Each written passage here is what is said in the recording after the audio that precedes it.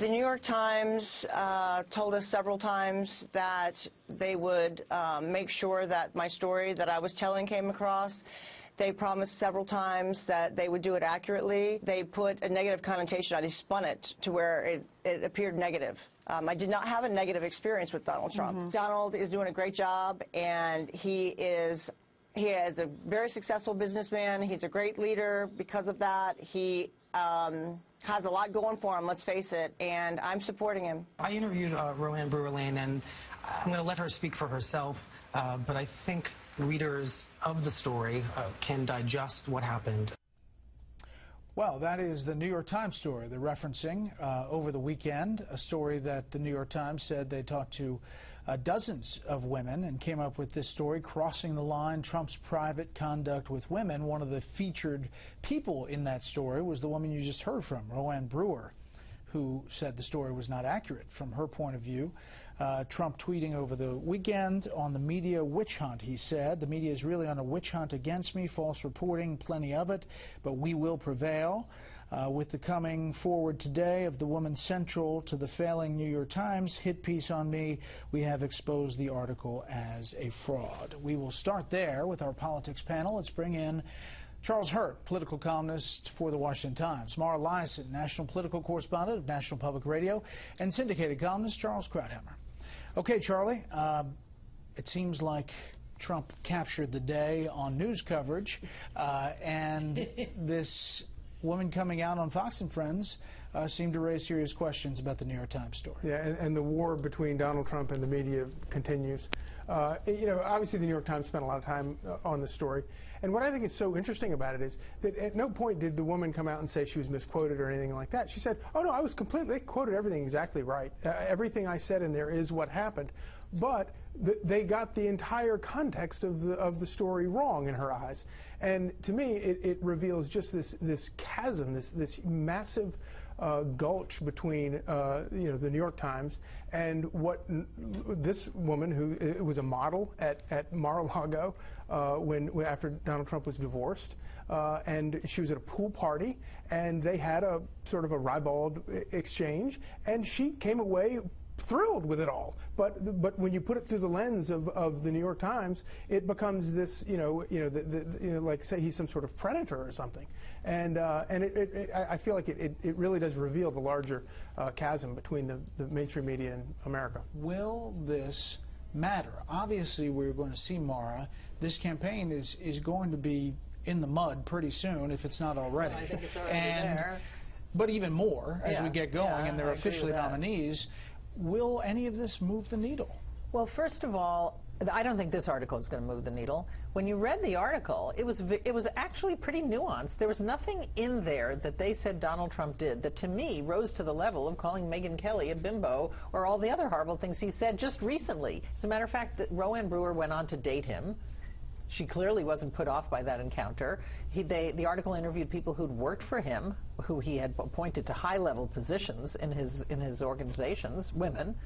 So I think if this was an article meant to expose him as a horrible predator to women, I don't think it succeeded.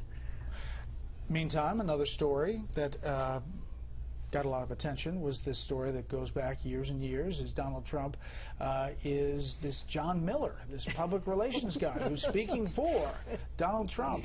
Take a listen and some reaction from his campaign. I've never seen anybody get so many calls from the press. I work for a couple of different firms, and I'm somebody that knows, and I think somebody that he trusts and likes. Why the media is spending so much time going back 25 years old to talk about a People magazine tape that may or may not be Trump. The tape has not proven that it's him. The justification for the tape is, well, words that are on that tape are words Donald Trump uses. I've been working for Donald Trump for 6 weeks. I'm using words he uses. Paul Manafort. Obviously, Trump back then told People magazine and apologized, saying he was the guy. Is this anything? Is it just crazy that this has become part of this campaign? Well, it's not crazy in the sense that this is a man who was known to the tabloids in New York, but not nationally. It isn't as if, like Hillary Clinton, he's been in the national public eye and investigated for 30 years, so you want to learn about it. It's a bit of a weird story. I actually, last week, I wanted to make John Miller my winner of the week, but we don't know where he is. Look, I don't think it's an important story. I think part of the Teflon around Trump is that it is not a story. It's dead. It's been overridden by the next story, the one you were talking about, the one in the Times. It looks as if the Times had 50 interviews, spent a lot of money and time, knew it didn't really have a story, came out with exactly how Mara describes it, a story that was nuanced, interesting, but there was nothing scandalous about it. If this is the best that the Times and the press can do, trying to create scandal around Donald Trump, it's a time to plan for the inauguration. Meantime, President Obama at a college graduation, listen to what he says about the good old days and the current presumptive Democratic nominee. When you hear someone longing for the good old days, take it with a grain of salt.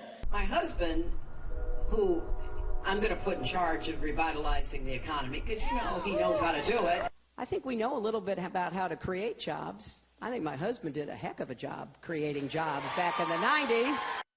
So back in the 90s, Mara, what about that? I think this is a tricky thing for Hillary Clinton. She's in Kentucky. He's very popular there. He won the state. I understand why she's invoking him. And the memories of the 90s and the economy in the 90s are positive. He did have a lot of jobs created on his watch. But to say you're going to put your husband in charge of the economy, that just doesn't make any sense. She's in charge. She's going to be the president. Now, she did say at other times, as she's been campaigning in the coal belt, he's going to be in charge of these particular communities and revitalizing hard-hit manufacturing towns. That's different. But to say you're going to put him in charge of the economy, I think that's kind of dangerous. In part, doesn't this, Charlie, have to do with her comments about coal in West Virginia? Oh, yes. And she's trying to buffer that with mentions of Bill Clinton. Absolutely, and I really think that coal remark will go down as her version of Mitt Romney's 47% remark. And what's amazing about that is that, of course, Mitt Romney said that at a private dinner, and he didn't think he was going to be quoted. She says it in front of an auditorium full of people on national television, and I think it probably reveals really certainly what many in the Democratic base want to do to the coal industry. Charles. I think that's right. It is the ultimate gaffe. She said what she really believed, and she's been running away from it ever since. There's no way to run away from it. It will definitely hurt her in the general election in Appalachian coal country. I think the idea of putting her husband in charge, she has this tricky deal. She wants to run on the glowing memory of the 90s. On the other hand, the minute she brings it up, all the other stuff in the 90s comes flowing in, and she can't. There's no way to avoid the second when you invoke the first. By the way, those Bernie Sanders millennials, they don't know a lot about the 90s.